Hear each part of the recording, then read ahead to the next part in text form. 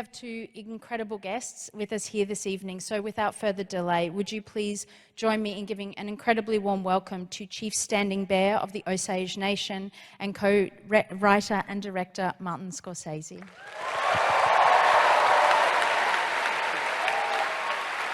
Hello.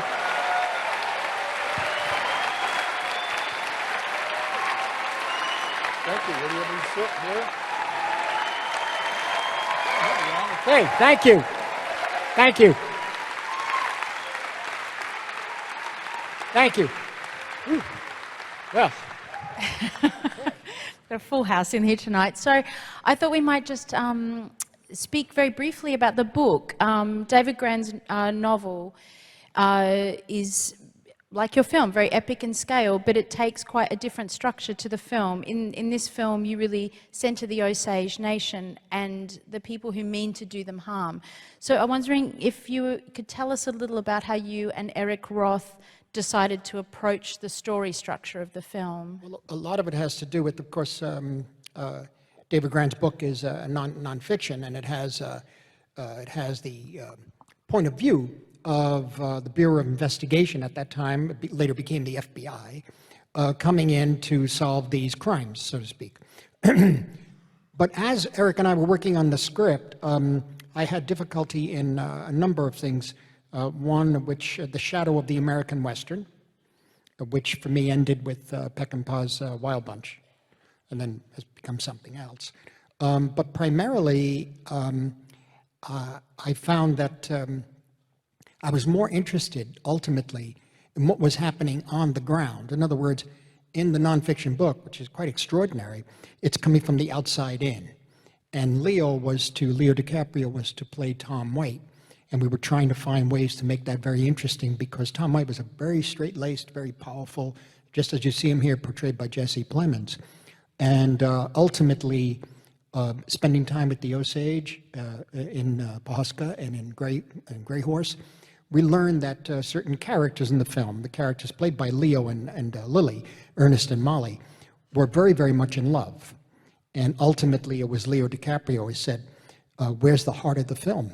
And I said, the heart of the film is really Molly and Ernest. And he looked at me and said, what if I change parts? I said, okay, that just means we have to open everything up from the inside out, and instead of coming from the outside in, we're in them already. It's almost like soldiers only knowing in a battle what's ahead of you from 1 foot to forward and 1 foot left, 1 foot right. You don't see anything else. You're there on the ground. And so I felt that that was the way to go.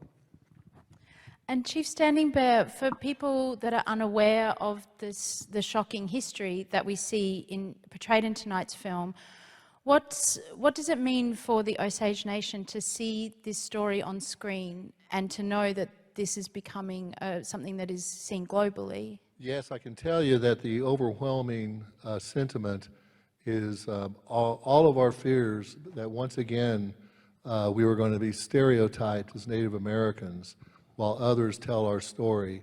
Those fears were misplaced once we began to know that Marty Scorsese was going to pick up where David Grann left and show the respect and care that's needed to tell this delicate story, which is still alive and well amongst my people. And when Marty walks in to the first meeting and says, we're going to film here, that started it off and building that trust like David had done. And it's not just one meeting, one dinner. There were several over a period of years. And they were all so careful, and we were too, to build on a relationship and work together. And the movie exceeded our expectations. Thank you, sir. Thank you, Chief. And with David Grann, he spent a lot of time with you as well when he was writing the book, so there was an extension of that care. Absolutely. David showed that this is a true story and documented it. And if you haven't read the book, one person told me today they're companion pieces. The book has a different approach to the story than the movie, and the movie talks about the people involved. David's book is the birth of the FBI and the Osage Reign of Terror, and he stays with that theme throughout the book. But his research skills are remarkable, and it can be said that this is a true story. And unfortunately, the powers that make these things happen still exist, and this should never happen to anyone else. In terms of your cast, you have an incredible cast in this film. Can you tell us a little about how you came to work with Lily Gladstone, and just how that working relationship was against two actors who you've worked with quite a bit? I mean, Lily Gladstone was presented to me through my casting person who I've worked with since Goodfellas, and that's Ellen Lewis. And she pointed out right before the pandemic hit, we were very concerned as to who could play Lily because, who could play Molly. We were concerned because as we had to create a lot of the dialogue for them, as opposed to other characters in the picture, some of the dialogue is already existing in the transcripts of their trials and in interviews by the FBI, or Bureau of Investigation. So we were very concerned about that. But we said we need somebody who really could play this, who really could understand the very nature of this world, and that love and that trust and that betrayal.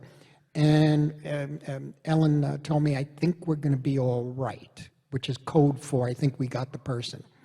And before the pandemic hit, she showed me Certain Women, Kelly Reichardt's film, and this whole sequence that she plays Lily. And I said, you're right, she's amazing. I said, she's really something. She has a face. I said, this is perfect cinema face. It's up there and you could read anything into it. And at the same time, you see the intelligence and the emotion and the psychology all going on behind her eyes or through her eyes. And so she had that grounding that myself and Leo ultimately needed.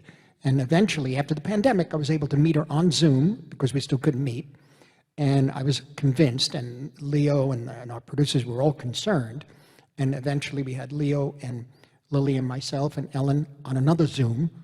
And after an hour of talking, she hung up and Leo called me up and said, she's great. It's exactly what we need. I said, I know. I told you. Okay. No, she really is good. I said, I know. I'm going to do this. So, but I think she's, when he said, where's the heart of the movie? The heart of the movie is that love story between them, and the soul of the movie is her. It really is. It's an incredible performance. It's an incredible film, and it tells a very, very important story, which may have happened some time ago, but really still resonates today. I think you're in for such an extraordinary ride over the next few hours. Would you please join me in thanking Chief Standing Bear and Martin Scorsese? Thank you. Thank you. Thank you so much. Thank you.